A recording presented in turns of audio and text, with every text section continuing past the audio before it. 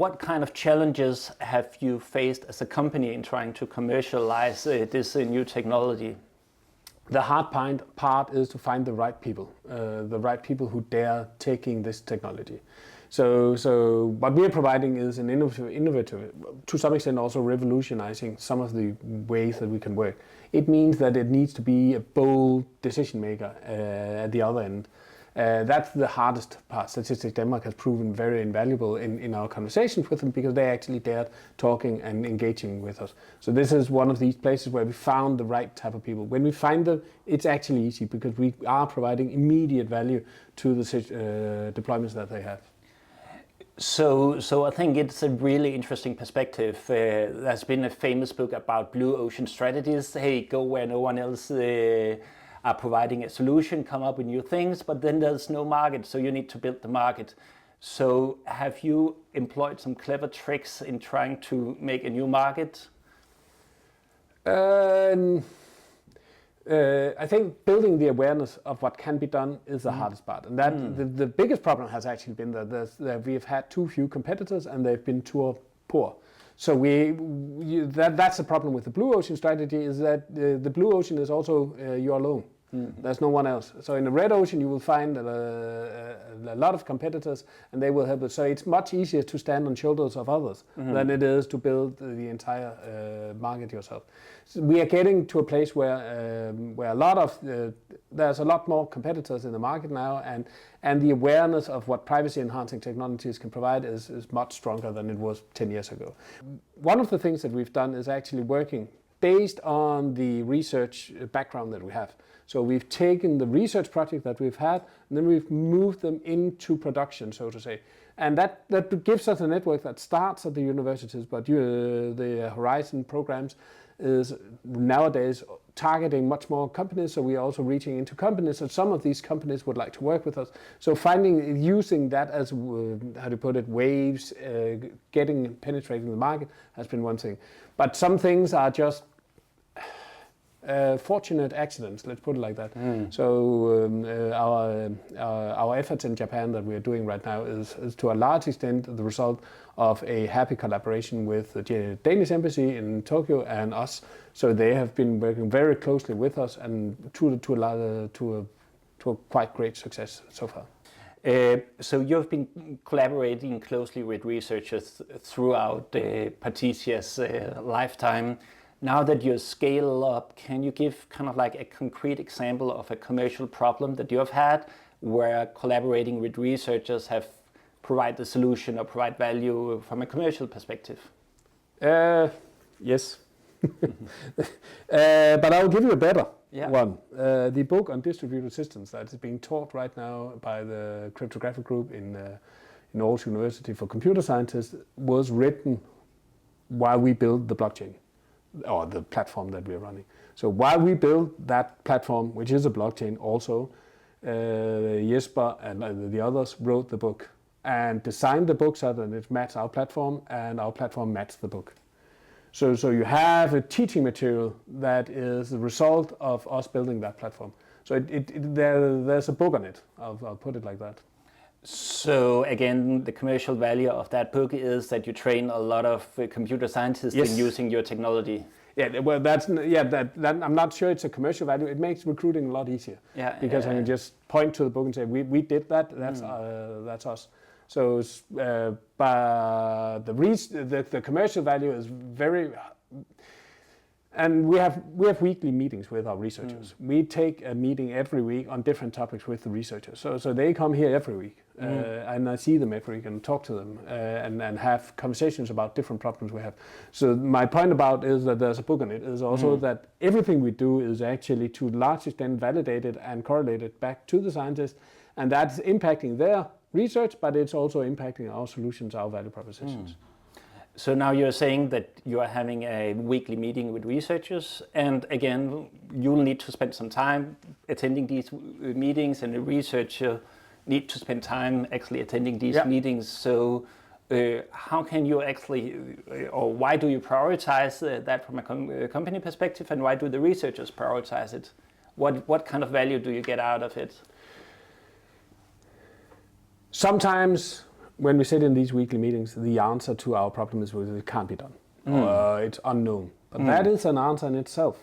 So one thing is me spending a week researching a topic. Another one is asking in 15 minutes a question that can be answered in 30 minutes with a no. That's much easier and it's much more validated. So when we go back to our clients, we can go back to say, well, one of the best cryptographic groups has looked at this problem and said there's no better solution than. That's a very simple answer. It gives them a lot stronger response for the clients. So the clients are not only buying our company, our services, our software, but they are also buying the validity of the researchers having had a look at it and said, well, this is how it should be done. So this is the state of the art. And we're building bleeding edge, not cutting edge. And there's a difference because we actually bleed. Sometimes we do things that cannot be done. Sometimes we try things that's a bad idea and we have to throw them away. And as early as possible, we can validate our ideas and validate our solutions up against the researchers. They, on the other hand, get exactly the opposite. So they get to be presented for a ton of different problems that will inspire the research. They get questions all the time about things that may be trivial, but it gives them a heartbeat into what's going on in the industry, what's going on the commercial perspective, which are the topics that they should research in, and it gives them also both validations but also research topics on it. So just to make it concrete, what could a challenge be that could be interesting for researchers that you encounter in your work? We have a humanitarian token solution that is actually built closely together with the researchers. The scenario is you deploy it in a region of unrest, South Sudan or Ukraine, where you want to bootstrap the refugees' economies. You don't want to give them food, because that will just give them food. You want them to give them money so that you can bootstrap the economy, so that the bakers will be breaking bread, the butchers will be cutting up the meat. So you get this economy and people will be engaged and have work and all of that, and they want to digitize that. So doing that in a privacy preserving way, because we actually build a solution where we have privacy about who has which money when. You can follow each transaction, but some of it is being kept confidential by the privacy solution that we built. And that is built very closely together with the researchers. And I do believe that it also has ended up in either Ivan or Jesper having at least one postdoc looking into that specific field of area. Mm-hmm. So again, it seems that you have a really close collaboration with the researchers. If you should improve it further, give them 1 more star, 6 or 7 stars for the collaboration, what are you missing? What could be improved? We are scaling up right now. So we are, I try to keep track on the number of people we have on contract and how many people are employed. And I think we crossed the 70 mark now, but I'm not entirely sure.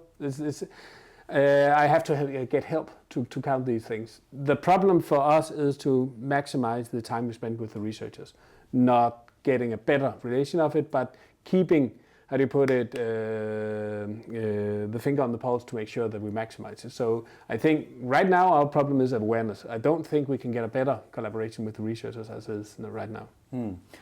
If you were to give an advice to what kind of skills researchers need in order to collaborate with industry, based on the researchers you have collaborated with, what kind of key skills do you need to have as a researcher to be good at collaborating with industry? I think collaborating with industry is sort of double-edged sword. Everybody want to get rich, but they don't necessarily have any type of commercial background. So you need to find out where your strengths and weaknesses are. And the research, we found a good collaboration with the researchers because we are in Partisia providing the know-how of how to commercialize software and IP. And they are providing research. When we are trying to mix these things, it's not necessarily a good idea. So understanding your weaknesses, understanding your strengths, and using them, and finding someone who's unlike you, who you can work with. So you need to find someone who matches your weaknesses, who can give you fulfill that. That's the hard part, I think. So it's not that hard to find the right collaboration, but it's hard to find the right people to work with, and then also get an agreement that everybody can work with. Eva and Claudia and Jesper are co-founders in Partisia, so they are also part of the ownership of the company. And finding an agreement that makes sense for all parties is hard, and this has been bred into the DNA of Partisia, that we strive for fair distribution of wealth to some extent, but of shares and ownership and also attendance and right to be heard. So again, let's assume there's a lot of research groups sitting around at the university working with some kind of quirky research problem where they might not have an idea of how to build a Partisia. Do you have 3 advices for them on what, based on your experience, you would recommend they do in order to create a company? They need to have conversation with people they don't know. So if you're working within a research group, you're usually working together with a number of people that has the same type of, interest like you, and also are quite aligned to you. So you need to talk to people who are not like you. So first of all, you need to have an idea, and then you also need to talk to, and that idea needs to be developed closer to home. It needs to either be by yourself or something that you know, not necessarily research fellows, but some closer that understands your research, field of research. But then you need to find the people that can help you build the company. And that's much harder. And then that's where you probably need to attend the entrepreneur events or the startup events. They are in Aarhus, they are elsewhere. Finding the people who can build a company and the solutions. And those are not the same. So the first one is talk to other people, and the second one is finding some good people. And do you have a third?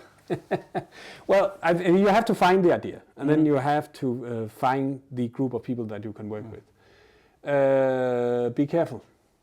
Don't rush it, and also dare say no. What do you mean by dare say no?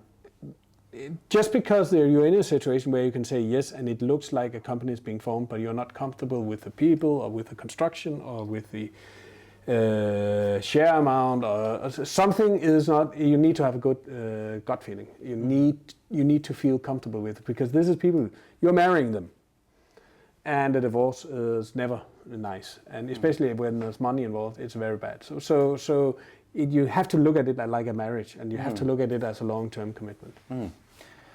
And then one final question. Again, if we want to have more digital startups like your company, from a kind of like national perspective, what can we do either to kind of like improve the chances that you succeed as a scale-up, or that we create more digital startup that is based on a close collaboration with research? I want to say funding, but it's more complicated than that, because we've been funded in different ways and in many ways in our journey.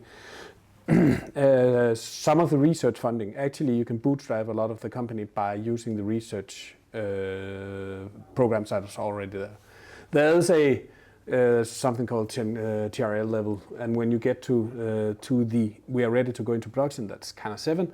That's the place where it becomes harder to get the funding that you need, because first of all it requires 10 times that much research effort. So building POCs and building software that's demonstrating things is a lot easier than building actual software solutions, building platforms, building the commercial department that you need. So there's a number of things you actually need to do, and there need in the US it's very much privately financed. It's similar in Asia. This is private people, it's family offices that's sending money to these different companies, and that gives a Darwinistic way of finding the right startups. And as much as I don't like a lot of the other parts of that premise, the idea about having just raw competition on can you deliver the next success is actually a good idea. Taking that step from, well, we have this, it's kind of done, but now it needs to go into the market. It needs to meet the customers, and we need to build a full platform. We need to have great error checks. We need to have a support line. We need to have salespeople. That needs to be funded somewhere. And in Europe, there's not a lot of access to that type of funding. getting across that last barrier, and you have to look globally. We are looking globally. But kind of like another argument against this kind of like we need more funding is that we are just too bad at actually selling our solution. Is that also true that maybe we can be better at actually supporting? I'm not saying we need more funding. I'm saying we need a more direct type of funding. So right now, you have to apply, you have to send in papers. There's a lot of paperwork involved, and you're competing on paper or in words. That's not the best way of doing things. So I'm just saying we need more direct ways of fund things and in more competitive ways in rather than this beauty contest that we have right now. The other part is selling is complicated. And it's hard work. So yes, we could be better at selling. We're from Jutland, right? So in Jutland, you don't sell stuff that's not built. So you would never ever sell a car. Now, West Coast American, he'll be standing up and selling the car based on the cardboard, right? So he's very, very, very eager to sell stuff that's not even been built yet. And yes, we need to drop that modesty, but you also have to respect that the global world is not as simple as the West Coast American or Jutland. And you have to adapt to the culture that you're in. So it also means that you have to sell at the level that people are expecting to be. And the way that we come from in Denmark also inspires a sense of confidence on a long-term basis. If I'm saying this will be working, people will actually expect it to be working. Whereas in West Coast American that's trying to sell stuff, they would rather be, we're going to give you a bit of money and then we can see next time. So I don't think we're bad at selling. I just think we have to acknowledge that's hard work. I was just curious about, you said this about a lot of paperwork with getting funding. If you have an idea to a research project, what would be the optimal time frame from the idea being formed about a research project until you get funded? What should we aim at in processing time?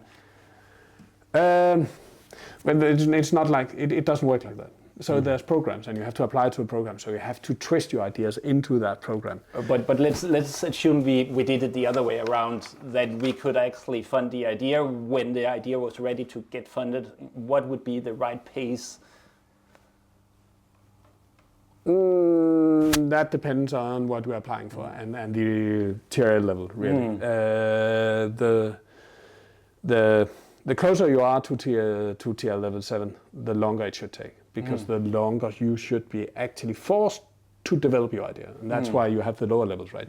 So the lower levels, I don't think you should take more than 3 months. But once you step up the ladder, it should take longer. Usually because there's been some projects going ahead of it. In general, I don't think that the time frame for getting the idea to execution should be more than 3 to 6 months. More than 6 months, then it's too long a stretch. It's too much work, it's too painful, and it shouldn't be more than 2 weeks of work. Okay, I think this was the questions we have for this time. Thank you very much for attending this direct talk. And if some of you are interested in hearing more from Direct, please visit our website, Direct.dk, subscribe to this channel, and follow what we do on LinkedIn. Thank you very much for listening.